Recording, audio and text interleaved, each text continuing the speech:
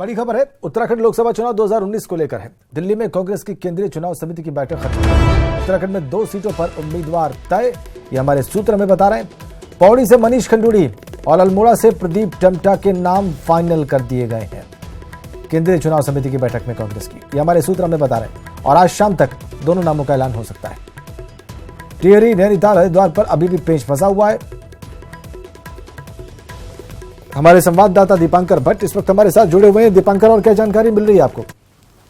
राजेंद्र, इस बैठक का इंतजार उत्तराखंड में कांग्रेस के सभी वो दावेदार कर रहे थे जिन्हें चुनाव लड़ना है, और आज सुबह ये बैठक समाप्त हुई। हमारे सूत्र ये बता रहे हैं कि 2 नाम फाइनल कर लिए गए, मनीष खंडूड़ी का पौड़ी से और प्रदीप टम्टा का अल्मोड़ा से।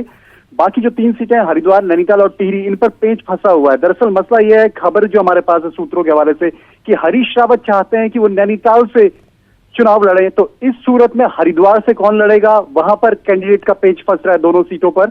और टिहरी सीट में खबर हमारे पास ये भी सूत्रों के हवाले से खबर है कि प्रीतम सिंह ने मना किया है केंद्रीय चुनाव समिति की बैठक में कि वो टिहरी से चुनाव नहीं लड़ना चाहते। कई जगह उनका यह बयान छपा है।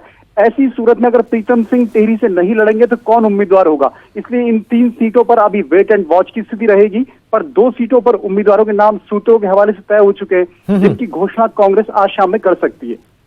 और ये जो 2 नाम है दीपांकर, आपका क्या आकलन है? इससे पार्टी के भीतर किसी प्रकार की कोई इनफाइटिंग, किसी प्रकार का कोई असंतोष नहीं होगा?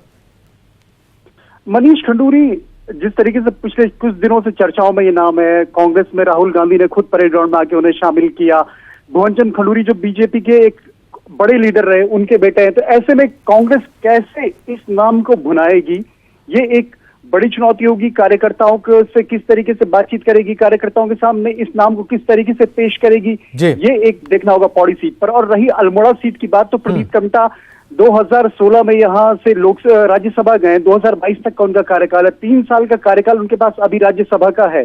अल्मोड़ा एक आरक्षित सीट है, और प्रदीप टम्टा का जिस तरह का व्यवहार माना जाता है, कुशल पॉलिटिशियन माने जाते हैं। तो ऐसे में अब अजय टम्टा वर्सेस अगर बीजेपी के उम्मीदवार अजय टम्टा वहां पर होते हैं, तो प्रदीप टम्टा कितनी उनको चुनौती दे पाएंगे, ये देखना होगा राजेंद्र। बहुत दिलचस्प होगा देखना। बहुत शुक्रिया आपका दीपांकर।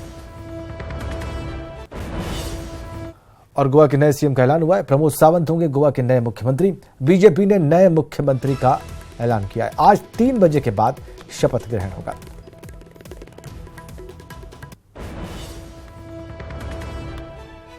देखिए आप, तस्वीरें भी हम आपको दिखा रहे हैं। प्रमोद सावंत को बीजेपी ने घोषित किया है मुख्यमंत्री पद के लिए।